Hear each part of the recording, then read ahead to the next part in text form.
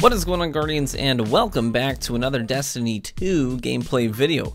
Hey, sorry for the the slow uploads lately. The Twitch channel, it doubled in size in less than 2 months. I'm trying to keep up with that, as well as all the traveling that I've been doing lately. But in this particular video, I wanted to chat a bit about the Dawnblade subclass, and specifically about the Attunement of Sky and its capacity for greatness in the Crucible. Now, I firmly believe that the Dawnblade on the Attunement of Sky has one of the best neutral games out there right now among the various subclasses. And no, I didn't say the best. I said one of the best, so no one is threatening your favorite subclass. But now, obviously, the Attunement of Sky is all about aerial mobility and lethality. The most fundamental part of the AOS neutral game is learning how to hover. So hovering in the air is how you bait opponents. It's how you get the drop on them, leverage your many aerial perks in that skill tree, etc. So you're going to want to learn how to do that. How you do that is you need to use Burst Glide. At least that's my preference, is to use Burst Glide. And you need to double tap the jump button to get that initial jolt of speed, whether it's straight up or if it's more horizontally as you Warlock skate around the map. So just as a side note, you can reach some impressively quick speeds while skating with the transversive steps.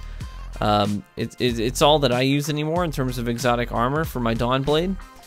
And when you double tap the jump button, you want to hover up over a door or choke points, as I often do, and you're going to want to double tap. After you double tap, you're going to want to tap the left trigger or your right mouse button, right, to briefly ADS, whatever your ADS button is. So after you double tap the jump button, now you're hovering up in the air, quickly tap your ADS button, and that's going to activate your hovering perk. And it's going to keep you from just falling straight down, or it'll keep you from using any more of your glide energy. So you're just kind of chilling up there. You just kind of hover in place. And while you're hovering, you can watch the radar and wait for unsuspecting opponents to come looking for you at ground level. And just remember that if someone sees you hovering, you're going to want to immediately cancel the hover by just tapping the jump button one more time. That'll cancel the hover and it'll start your descent. So this is how you bait opponents. I do this all the time. I hover up over doorways, hover up over choke points, and I aim straight down. I look straight down with my, usually with my sidearm. But SMGs work out pretty well as well. So if you're an SMG kind of person, that works perfectly. You can replace the sidearm in my loadout with an SMG if that's your preference. And then you can just spray people down from above, and by the time they figure out where you are and they sort of look up, find you, you've already done a significant amount of damage on them. So you're in pretty good shape. So this is essentially how baiting opponents correctly works on the Attunement of Sky. Now, the second part of your neutral game that you'll need to master is the Icarus Dash. So it's a mid-air dodge animation akin to the Twilight Garrison dodge in Destiny 1. And there are several perks to the Icarus Dash that you can leverage to gain the upper hand on your opponents. So first, Icarus Dash provides an instant directional change, jolting you to cover or out of a lane, right? So that directional change is excellent for throwing off opponents too. So they often lose you briefly in the scuffle if you're up close to them. And you can couple that Icarus Dash with a quick melee too, which will usually auto lock on the opponent as you dash around them. You activate your dash, turn your camera towards them, and hit the melee button, and it'll give you that auto lock slap on them, and that'll give you a nice jolt of damage in the fight against your opponent. So it's pretty nice. Another bonus to using the dash is the fact that it puts you temporarily into third-person mode, allowing you to see all around you. So this helps you line up your next move, as you can clearly see the opponent who is close to you, or potentially see other enemy combatants moving in on you. So you use that third-person camera angle just to take in all of your surroundings for a brief moment, and then let that information that you take in, let that inform what you do next. So the last perk of the Icarus Dash that's super helpful is the fact that you can swap weapons while dashing. So in this gameplay, there's a handful of times where I hit the bottom of my magazine, and then I dash, and I come out of the dash with a completely different weapon out. That's because I swap weapons while dashing. So just tap the Y button, triangle button, whatever your button is to swap to something else. You just tap that while you're in the middle of the dodge animation, the Icarus Dash animation. And when you come out of it, you'll just have that other gun out and ready to go. And that's super helpful because you come out of that dash and you're instantly ready to put bullets in your opponent again.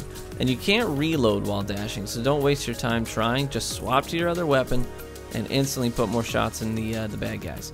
So this saves my life literally all the time. Now lastly, I want to touch on some of the other abilities in the subclass that play well into the neutral game.